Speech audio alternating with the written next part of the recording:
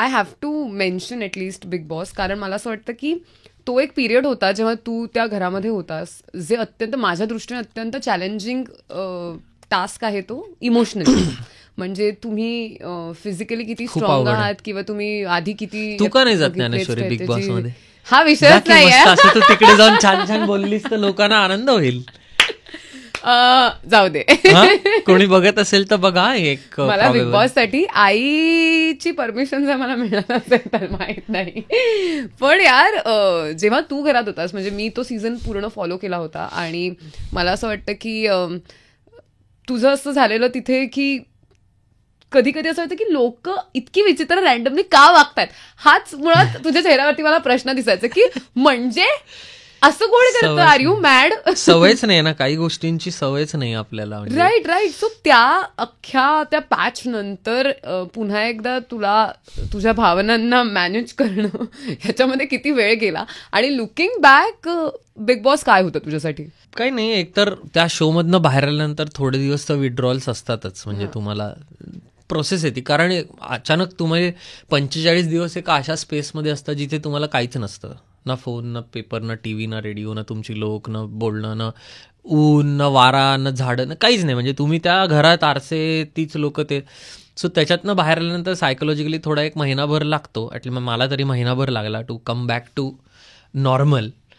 आणि looking back माझ्यासाठी Bigg Boss हा एक लाईफ एक्सपिरियन्स आहे. ओके, जे मला विचारतात ना त्यांना मी हेच सांगतो की तो एक खूप ब्रिलियंटली डिझाईन केलेला शो आहे आणि तो एक माझ्यासाठी लाईफ एक्सपिरियन्स होता, जे I will pass down my son, his son or daughter, however, की तुला माहिती आहे का हे असं असं मी केलं आहे आणि तिकडे असं असं माझ्याबरोबर झालं होतं आणि हे.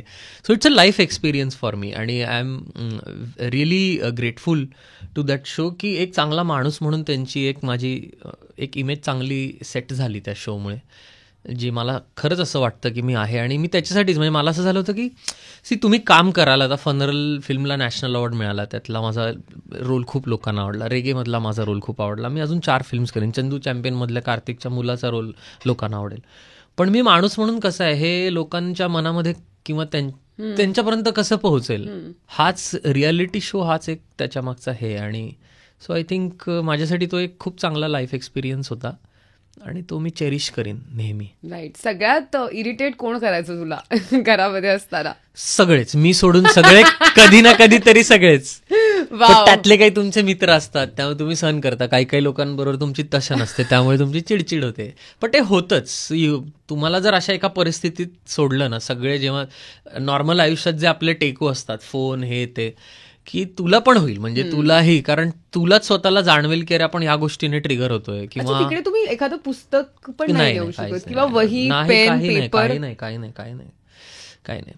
आम्ही शेवटी असं करायला सुरुवात केली होती, टिश्यू पेपरवरती मुलींचं जे आय लायनर असतं, ती पेन्सिल असते ना, काजल पेन्सिल, आणि हे त्यांनी आम्ही प्रिस्क्रिप्शन्सच्या मागे किंवा टिश्यू पेपरवर वगैरे लिहून, तर तेही बिग बॉस घेऊन जायचे नंतर मग आम्हाला बाहेर पाठवून. पण अलाउडच नाहीये तिथे काहीतरी एक्सप्रेस करण्यासाठी. काहीतरी वाटलं तर लिहावं वगैरे, पण तेही अलाउड नाहीये तिकडे. Oh my God, that is. मग शेवटी औषधांच्या मागे लिहिलेलं असतं बघ, कंपोजिशन वगैरे, ते छोट्या छोट्या अक्षरांमध्ये, ते 200 वेळा वाचून वेळ घालवायचा वगैरे, असं वगैरे करावं लागतं.